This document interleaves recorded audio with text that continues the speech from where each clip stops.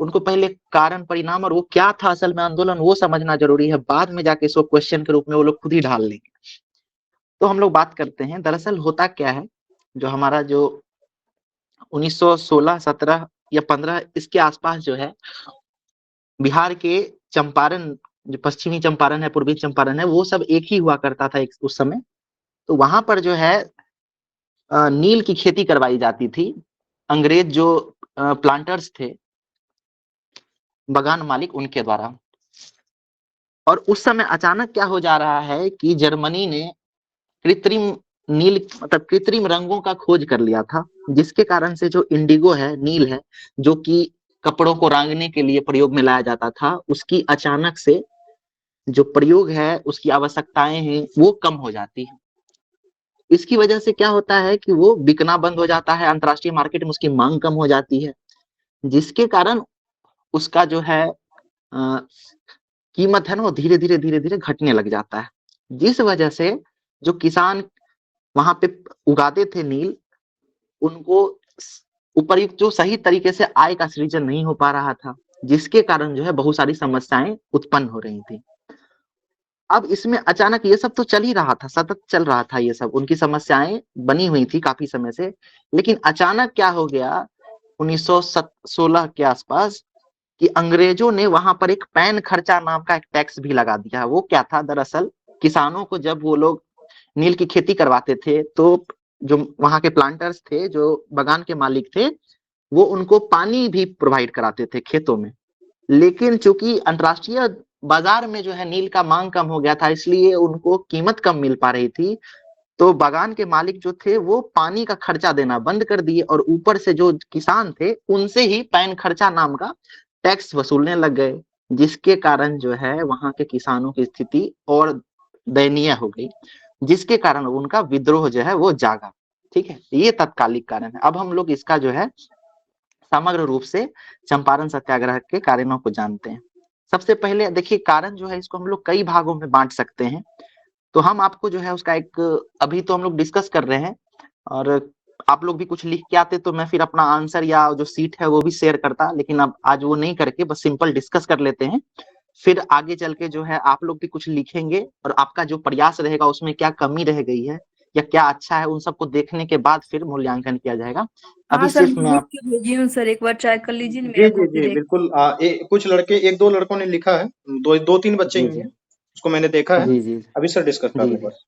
हाँ सर, लिखी हूँ ओके, मैं। हम्म। ठीक है। तो मैं तब तक जो है सर आपको जल्दी जल्दी इसका डिस्कशन कर देता हूँ एक बार। Okay sir. तो चंपारण सत्याग्रह के अगर कारणों की बात करें तो आप इसको कई भागों में बांट सकते हैं। देखिए, आंसर राइटिंग जब करते हैं ना, तो इसके डायमेंशंस खोलना चाहिए, कई डायमेंशन खोलिए। अभी हमारे साथ कार्तिकेयन सर जुड़ेंगे, उनको समझिए कि इस मामले में महारत हासिल है, वो इतना बेहतरीन तरीके से विश्लेषण करते हैं, इतने डायमेंशंस रख देते हैं कि आप कभी कभी दंग रह जाएंगे। अभी सर आएंगे तो आपको विशेष बताएंगे। मैं बताता हूँ आपको चंपारण सत्याग्रह के कारणों के बारे में। आप इसमें 6 कारण मेरे हिसाब से, और भी आप जोड़ सकते हैं, लेकिन 6 कारण इसको आप ऊपर ऊपर से देख सकते हैं। जैसे पहला एक आर्थिक कारण हो सकता है, फिर प्रशासनिक कारण हो सकता है, सामाजिक कारण, पर्यावरणीय कारण, अंतरराष्ट्रीय कारण और तत्कालिक कारण, इस तरीके से बांट सकते हैं।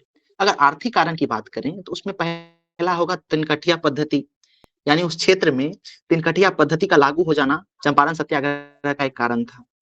फिर वहां के जो किसान थे उनको न्यूनतम मजदूरी दी जाती थी, ये भी एक कारण था। उच्च लगान दर था वहां का, और खाद्यान्न संकट था। ये चारों जो है पॉइंट, ये आपको आर्थिक कारण में आ सकता है, फिर हम इसको डिटेल में डिस्कस करेंगे। फिर देखिए, एक दूसरा प्रशासनिक कारण है। प्रशासनिक कारण में लगान वसूली का अमानवीय तरीका भी है। ठीक है, लगान तो था ही बहुत उच्च, लेकिन उसको वसूलने का तरीका बहुत ही घटिया था, अंग्रेजों के द्वारा काफी प्रताड़ित किया जाता था। फिर पुलिस के द्वारा भी अत्याचार किया जाता था। और तीसरा जो समस्या है, ये बहुत गंभीर है, कि पुलिस और जमींदार जो परेशान करते थे, तो किसान जो थे वो न्यायालय की ओर जाएंगे, लेकिन न्यायालय से भी उनको किसी भी प्रकार का कोई सहायता नहीं मिलता था। और इसी को विद्वानों ने लिखा है त्रिकोण गठबंधन, जिसमें पुलिस, जमींदार और न्यायपालिका तीनों मिलकर शोषण कर रही है वहां के किसानों का। ये प्रशासनिक कारण। अब हम लोग सामाजिक कारण की बात करें, तो सामाजिक कारण क्या होगा, वहां पे गरीबी बहुत थी। ठीक है, उसके बाद किसान जो थे सिर्फ एक ही कार्य में लगे हुए थे, उनकी दुर्दशा धीरे-धीरे बद से बदतर होती जा रही थी। शिक्षा का बहुत निम्न स्तर था। वहाँ के जो ब्रिटिशर्स थे वो इन सब चीज़ों पर बिल्कुल ध्यान नहीं दे रहे थे। ये सामाजिक कारण हो गया। पर्यावरणीय कारण में आप इसको इस तरह जोड़ सकते हैं कि किसी भी खेत जो हम लोग अभी जाने कि यहाँ पे 3 कठिया पद्धति होती थी। यानी 20 कट्ठे पे 3 कट्ठा जो है वहाँ पे नील उगाना होता था। नील उगाने से पर्यावरणीय समस्या यह होती है कि उससे जो है जो खेत है वो कुछ समय के लिए बंजर हो जाता था।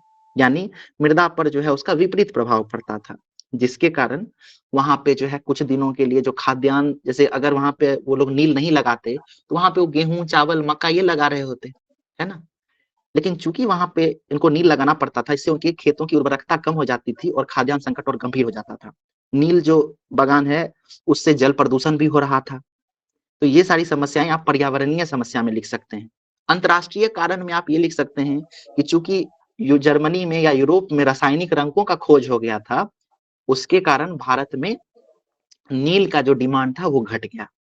और तत्कालिक कारण में आप पैन खर्चा लिख सकते हैं कि पानी का खर्चा जो पहले नील बागान के मालिकों के द्वारा दिया जाता था वो अचानक बंद कर दिया गया, जिसके कारण पानी का खर्चा अब किसानों को ही दिया जाने लगा, जिससे उन पे अतिरिक्त बोझ आ गया था।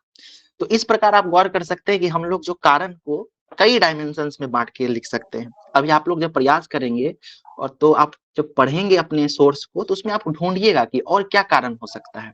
ठीक है? तो ये चंपारण सत्याग्रह के कारण हो गए। कारण पे अगर और रुपेश सर आप कुछ इनपुट देना चाहें? बिल्कुल, चूंकि इसी तरीके से समस्याएं थी और सबसे बड़ा चीज था कि आखिर ये नील वाले विद्रोह कर क्यों रहे थे, समस्या क्या था, हुआ क्या।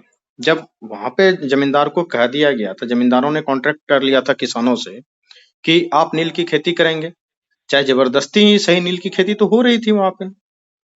देखिए, सबसे बड़ी बात है इसमें, इसके रिसर्च में ये कहा गया है कि जब नील वाले किसान उस खेती को खत्म करना चाहते थे कि अब हम ये खेती नहीं करना चाहते हैं, क्योंकि रंजक जो डाई जर्मनी का निकल गया था उस पर खेती नहीं करना चाह रहे थे, तो वो किसान चाहते थे कि हम इस खेत को अब छोड़ दें। कॉन्ट्रैक्ट पहले से था जमींदार के द्वारा, वो कॉन्ट्रैक्ट समाप्त करने का वो टैक्स ले लिया करते थे और बहुत हैवी टैक्स लेते थे। दूसरी बात, महात्मा गांधी ने इसी जबरदस्ती दिए गए टैक्स को, आप समझ चीजों को इस तरीके से स्पष्ट तरीके से समझें कि जमींदार ने, हम किसान हैं, हमने जमींदार से कॉन्ट्रैक्ट किया है, साहब आपके लिए हम 20 कट्ठा में से 3 कट्ठा पे नील उगाएंगे, पूरी खेत मेरी इतनी है, ये फिक्स है। अगर हम उस 3 कट्ठा पे खेती नहीं करना चाहते हैं तो उसके लिए भी एक चार्ज देना पड़ता था। ये कितनी अमानवीय हो सकती है इसका आप अंदाजा भी नहीं लगा सकते हैं। उस चार्ज को देना पड़ता था और वो जो चार्ज वसूला जा रहा था, वो जो टैक्स वसूला जा रहा था, उसी के खिलाफ वो आंदोलन भड़का था।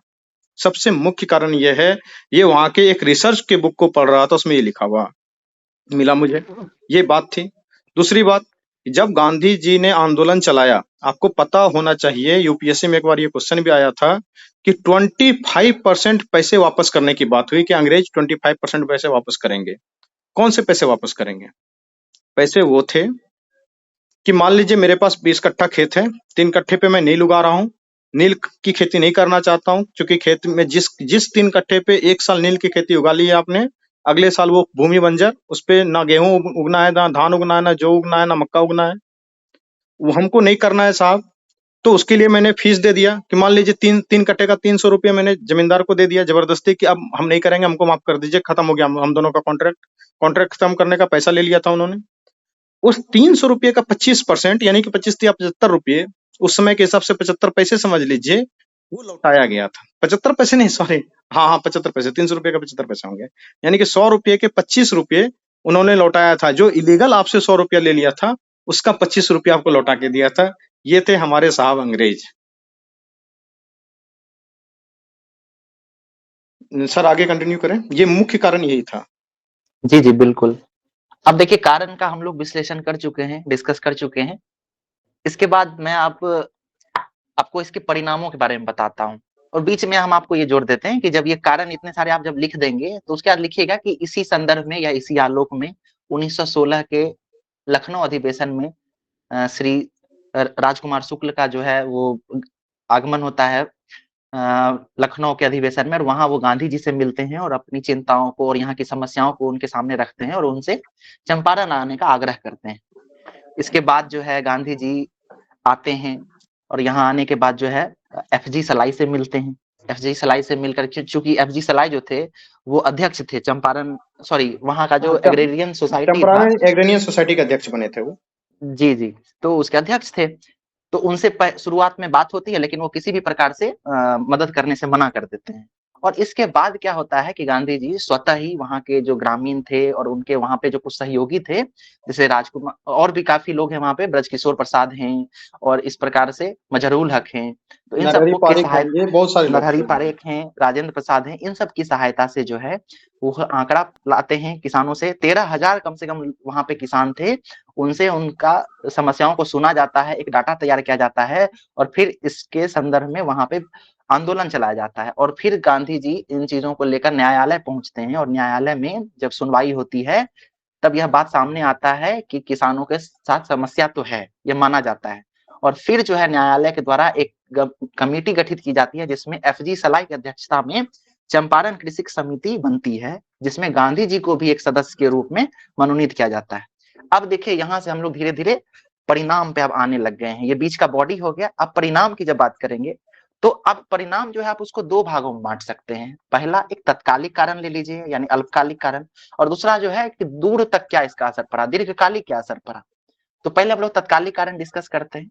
तत्कालिक कारण में ये रहा कि एफजी सलाई की अध्यक्षता में एक अग्रेरियन सोसाइटी मतलब कमेटी की गठन किया गया, इसमें गांधी जी अध्यक्ष बने। फिर अभी जैसा रूपेश सर बोले कि इसमें 25% तक राशि वापस कर देने का प्रावधान किया गया। उसके बाद बढ़े हुए लगान का 1/4 हिस्सा जो है वो भी वापस लिया गया, बाकी सिर्फ 3/4 हिस्सा ही वसूल किया जाए, ऐसा भी उसमें एक प्रावधान किया गया। साथ ही साथ तिनकटिया पद्धति को भी जो समाप्त किया जाए ऐसा भी निर्णय लिया गया। और इसी संदर्भ में 1918 तक आते आते वहां पर तिनकटिया पद्धति समाप्त हो जाती है। ये उसका तत्कालिक कारण है, तत्कालिक परिणाम है। ये तत्कालिक परिणाम हो जाता है हमारा परिणाम।